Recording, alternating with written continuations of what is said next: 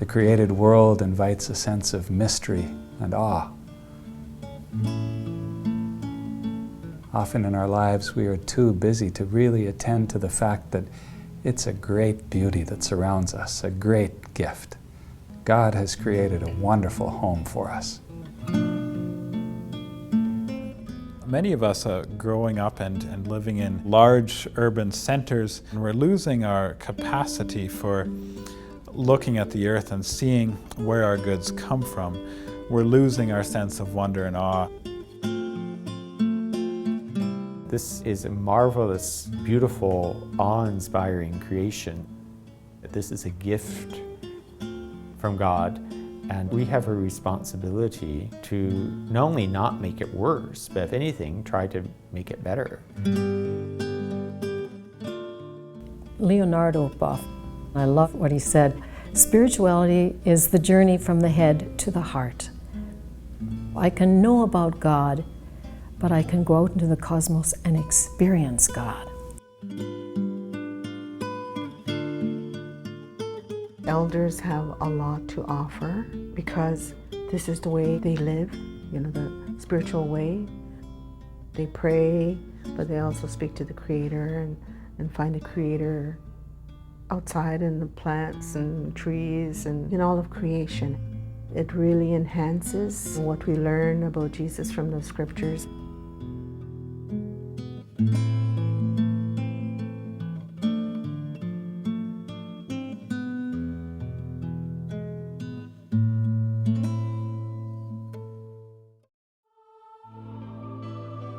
The seventh theme of the document is creation and spirituality. This theme invites in us a recognition of the beauty of the created world, which should call forth from us a stance of awe, of amazement, of wonder.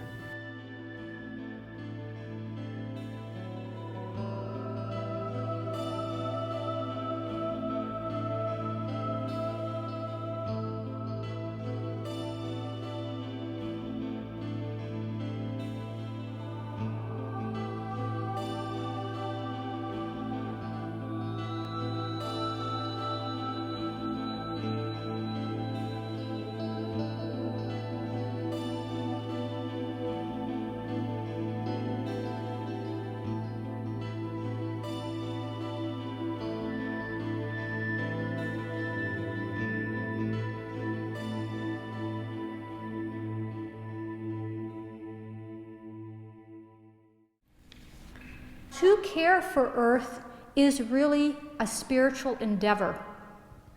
It is a spiritual action. And today, our celebration of the ecological stations is also an opportunity to look at a very beloved tradition, but to look at it in a new way. How does the suffering of the earth come together with the suffering of Jesus? How do we hold the suffering earth with the compassion and the love and the heart of one who knows what it means to suffer? Jesus our Lord.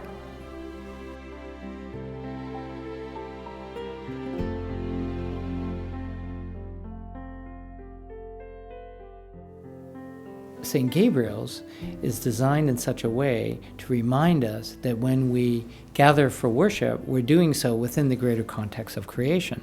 So more than 50% of the property of St. Gabriel's is dedicated to landscape, to the natural world. And the whole orientation of the sacred space is tuned towards the sacred space of the world beyond, through the garden.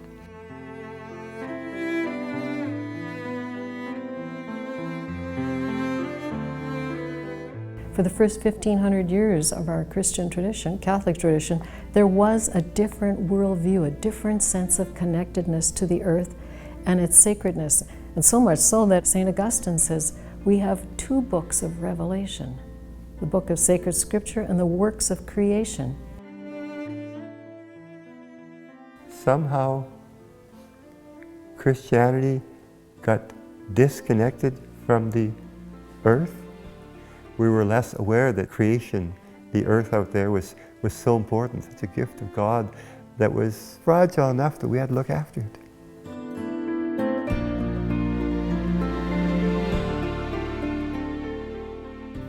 I think of the prairie skies here. Our license plate says Land of Living Skies, and it's a title well chosen. You look up at the vastness of the sky, the great sheltering sky that hovers over the prairies. You look at the cloud formation, so unique, shifting with a grace and a wonder. You look at the sunrises and sunsets over the prairies with the multiplicity of colors, the grace tumbling down upon us.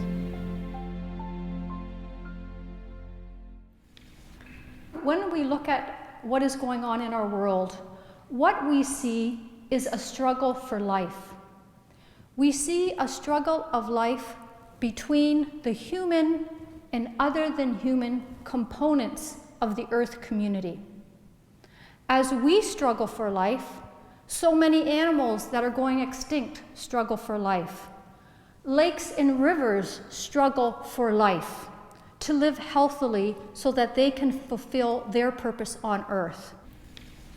Have you heard the story from Michael Dowd, who tells the story, supposing our 14 billion year story was put into 1 year?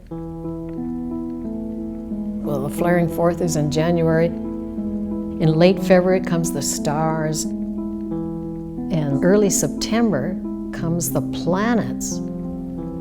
In October is the Earth's coming. And on December 31st, at 10 minutes before midnight, human beings with conscious self-awareness emerged. So we're 10 minutes old, folks, I always say.